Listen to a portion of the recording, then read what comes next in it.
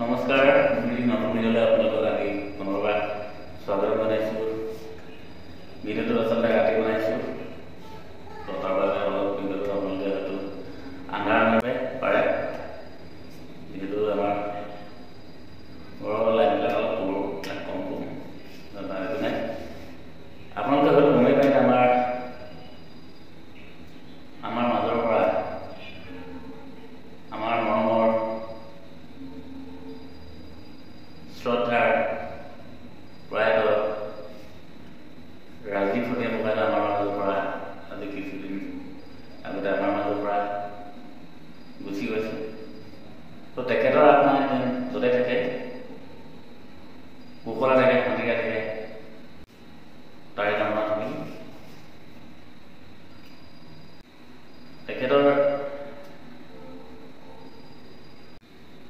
প্ৰায়বিলাক গীতেই ভাল লাগে মোৰ, হয়তো আপোনালোকৰো ভাল লাগে।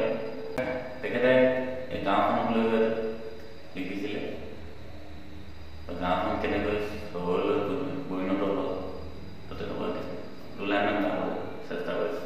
শুনকচোন বাৰু।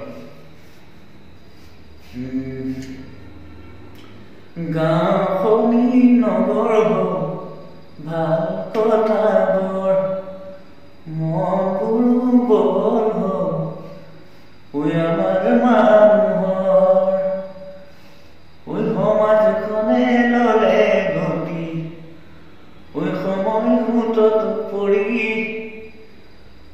ডাঙৰ মানুহ হ'ব লাগে আমাক ৰাতি কোনোবা জগতৰে গুৰুজনা থকা হ'লে আজি আকৌ এবাৰ ক'লেহেঁতেন হৰি নামে গতি আমাক আৰু কথা এটি ক'লেহেঁতেন ভাঙি পাতি নাখায় নগৈ মৰিম এদিন নকৰিলে খেতি, নাখায় নগৈ মৰিম এদিন নকৰিলে খেতি।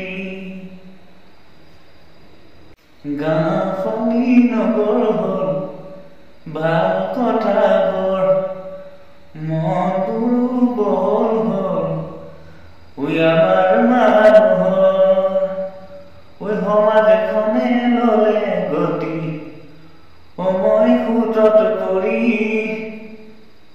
ডাঙৰ মানুহ হ'ব লাগে আমাক ৰাতি কোনোবা জগতৰে গুৰুজনা থকা হ'লে আজি আকৌ এবাৰ ক'লেহেঁতেন হৰি নামে গতি আমাক আৰু কথা এটি ক'লেহেঁতেন ভাঙি পাতি নাখায় নগৈ মৰিম এদিন নকৰিলে খেতি।